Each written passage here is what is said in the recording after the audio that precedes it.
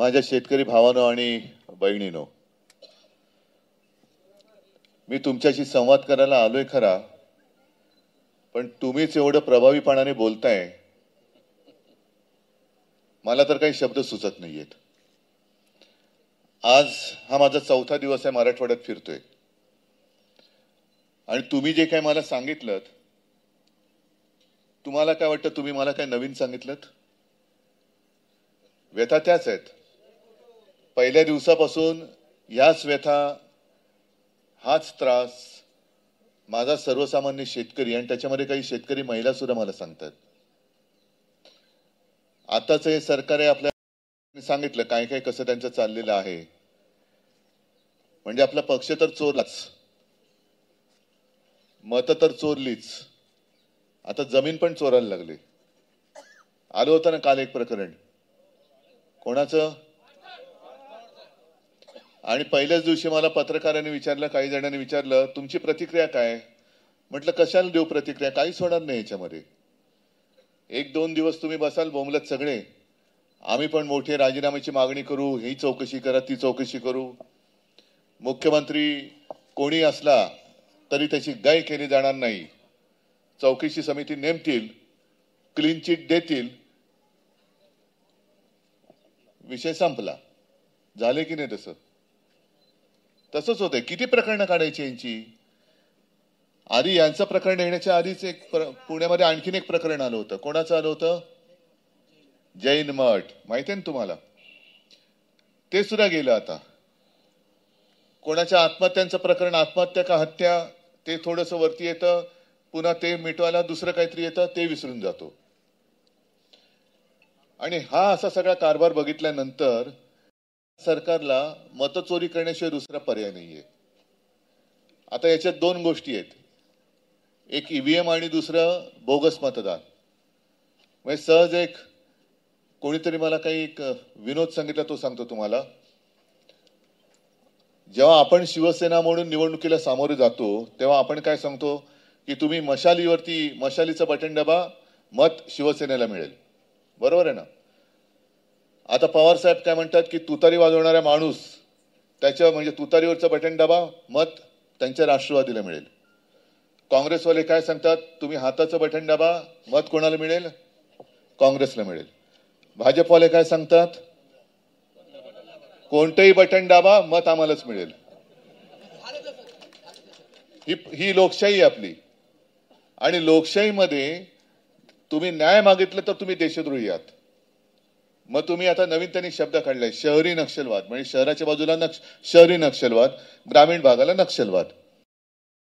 आता या दादानी परभणीच्या कलेक्टरची गाडी फोडली, काय दुसरा उद्योगधंदा नाही त्याला? पण जर तहसीलदार असं म्हणत असेल की तुम्ही जावा, मुख्यमंत्र्याकडे जावा, मग काय करायचं? तिकडेच आवाज नाही काढणार तर दुसरं काय करणार? याच्यासाठी काय सरकार तुम्हाला पैसे देत नाही, आणि सरकार पैसे देते ते या सगळ्या गरिबांच्या खिशातनं पैसे घेऊन तहसीलदाराला म्हणा, तू तुझ्या घरचं तुझं सगळं संसार चालवतोयस, तू काय आकाशातनं नाही टपकलास। आणि या तहसीलदारांनी मी आज सांगतोय की जर येत्या काही दिवसात माझ्या गावकऱ्यांचे किंवा शेतकऱ्यांच्या जमीनचे पंचनामे करून त्यांची नुकसान भरपाई दिली नाही तर अख्खा गाव येऊन तुझ्या भोवती बसेल, तुझं काम केल्याशिवाय आम्ही तुला उठून देणार नाही तिकडनं। जा मग मुख्यमंत्र्यांना बोलव, आम्ही तुला हलू देणार नाही। आम्ही नाही जाणार मुख्यमंत्र्यांकडे, पण असा घेराव घालू की मुख्यमंत्री आले पाहिजेत की सोडा सोडा यांना सोडा। आणि तेव्हा पोलिसांना पण सांगतोय की अरे तुम्ही सुद्धा शेतकऱ्यांचीच मुलं आहात ना, मग जरा तुमच्या मायबापासाठी, तुमचा मायबाप जर का आक्रोश करत असेल आणि त्याच्यावरती होणाऱ्या अन्यायाची दाद मागण्यासाठी शिवसैनिक आणि शेतकरी रस्त्यावर येत असतील, खरं त्यांनी येण्याची गरज नाही। सरकारचं काम आहे की त्यांनी मेहनत करणाऱ्या शेतकऱ्याला त्याच्या मेहनतीचं फक्त मोल द्यावं। शेतकरी काही भीक मागतच नाहीये। कोण म्हणते शेतकरी आम्हाला सतत कर्जमाफी द्या म्हणताय? आता अजित पवारचं जे वक्तव्य आहे की अरे तुम्हाला सगळंच फुकटचं पाहिजे, हातपाय हलवा ना जरा। मग तुम्ही हातपाय ना हलवता, अजित पवारांनी सांगायचं जमीन मिळाली ना तुम्हाला, काय हलवलं होतं तुम्ही की जमीन मिळाली फुकटात तुम्हाला? मग माझ्या शेतकऱ्यांनी हातपाय हलून सुद्धा, मरमर मरून सुद्धा जर तो, आणि ही आता आपत्ती आहे, अशी आपत्ती सगळे इथले बुजुर्ग जे शेतकरी आहेत ते सुद्धा सांगतील की एवढ्या 100-1 वर्षामध्ये एवढी आपत्ती कधीही मराठवाड्यावरती आलेली नव्हती. म्हणजे मी मराठवाड्यात आपण सुरुवात कुठून केली ती लातूर वगैरे त्या भागातून सुरुवात केली या दौऱ्याला. पहिलं पैठणला गेलो, तिथून सुरुवात केली. काही काही ठिकाणी सांगतात की म्हणजे तिथेही आम्ही गेलो होतो. एक एक मजल्यापर्यंत पुराचं पाणी चढलं होतं. नदीतनं पाण्याचे लोट जे आले सगळं उद्ध्वस्त करून घेऊन गेले. जमीन खरडून गेली, विजेचे खांब पडले, काही घरं वाहून गेली, घरादारातले सगळी भांडीकुंडी वाहून गेली, गुरंढोरं वाहून गेली, शेळ्या मेंढ्या वाहून गेल्या, म्हणजे आयुष्य वाहून गेलं सगळं. आणि अशा वेळेला जर का शेतकऱ्याला आधार देण्यासाठी कर्जमुक्ती नाही केली तर मग कधी करायची कर्जमुक्ती? आज येताना मी आता बातमी वाचली, आपले कृषी मंत्री कोण माहिती आहेत का रे तुम्हाला?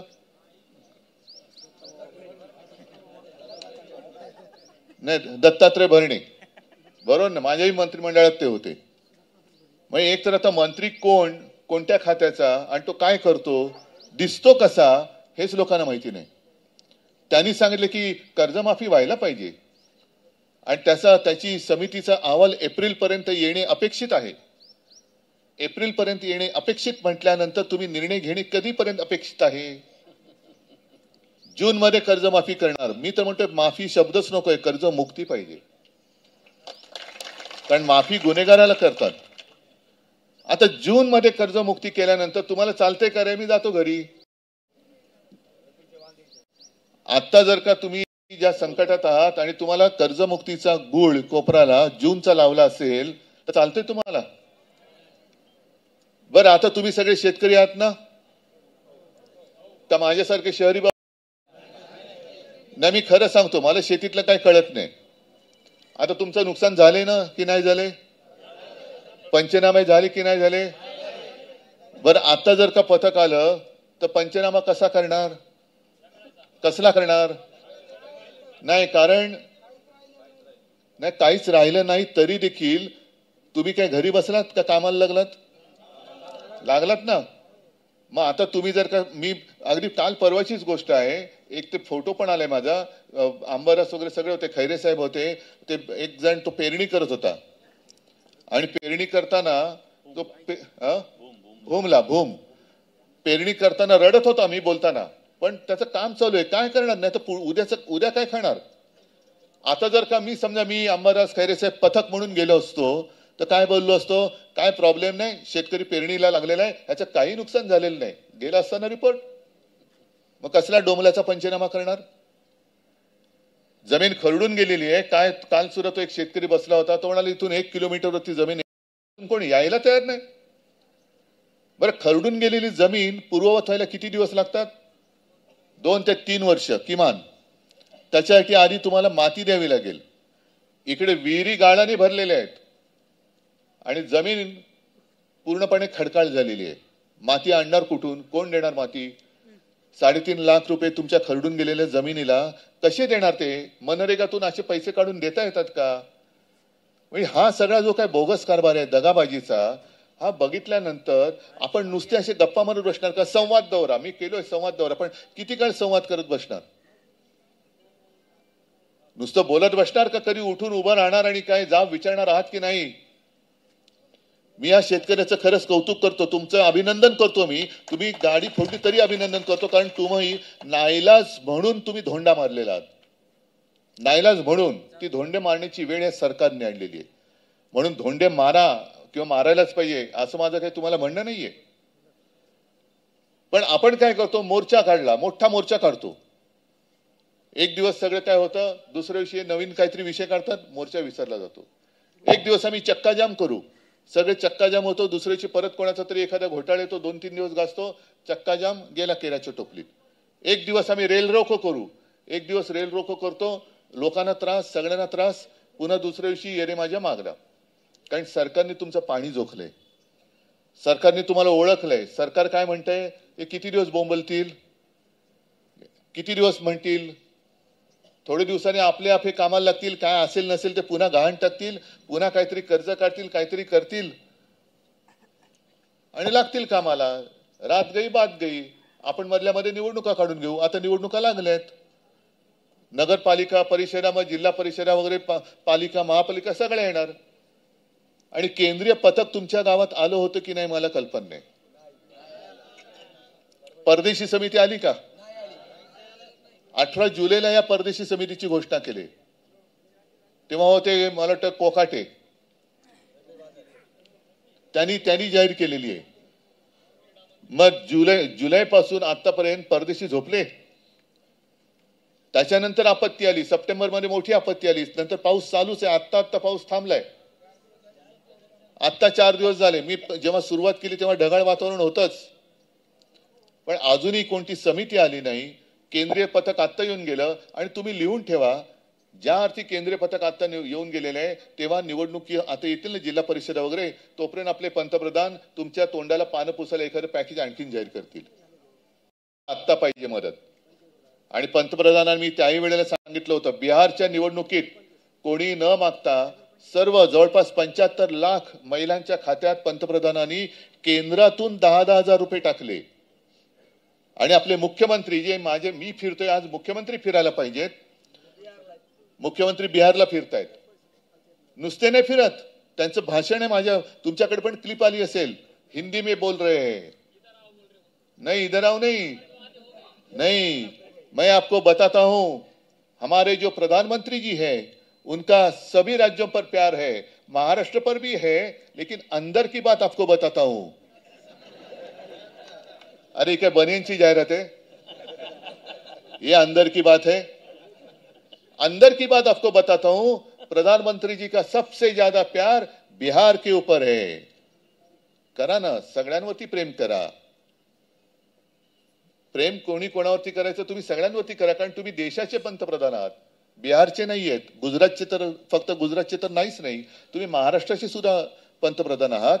बिहारला निवडणुकांसाठी जर पंतप्रधान कोणी न मागता, कोणती समिती न नेमता, अभ्यास कोणताही न करता सर्व महिलांच्या खात्यात मतांसाठी 10-10 हजार रुपये टाकत असतील, तर मी पंतप्रधानांना आज विनंती पण करतोय आणि आव्हान पण देतोय की तुम्ही देशाचे पंतप्रधान आहात. काश्मीर पासून कन्याकुमारी पर्यंत, मणिपूर सकट प्रत्येक माझ्या देशातल्या महिलेच्या खात्यात 10-10 हजार रुपये तुम्ही टाका. काय चूक आहे? हा काय टोमणा मारला? कारण मुख्यमंत्री म्हणतात टोमणा मारला. उद्धव ठाकरेंनी विकासावरती केलेले एक भाषण दाखवा आणि 1000 रुपये मिळवा.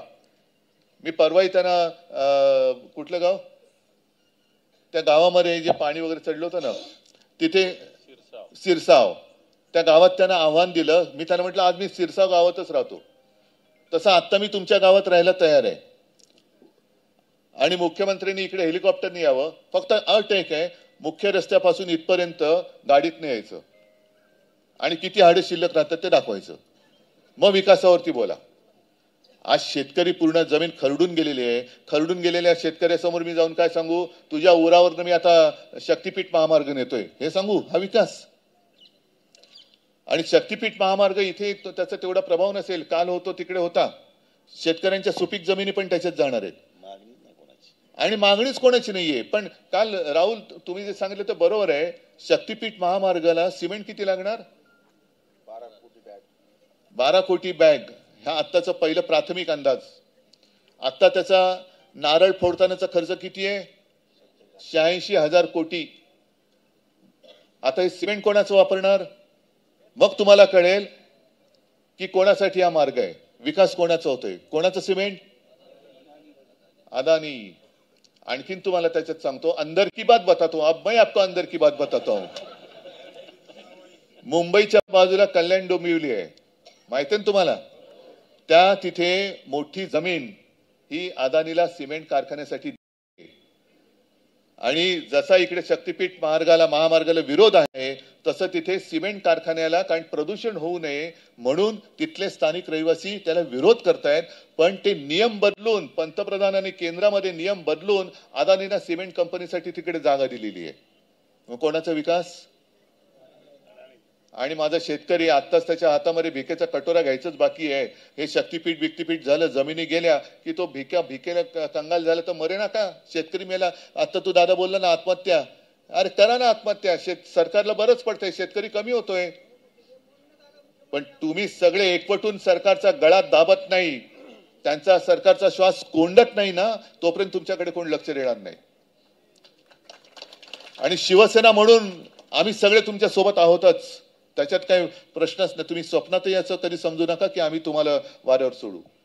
पण आता मी जे 2 कार्यक्रम देतोय ते तुम्ही अंमलात आणणार असाल तर आपण सरकारचा गळा पकडू शकतो. काय कार्यक्रम?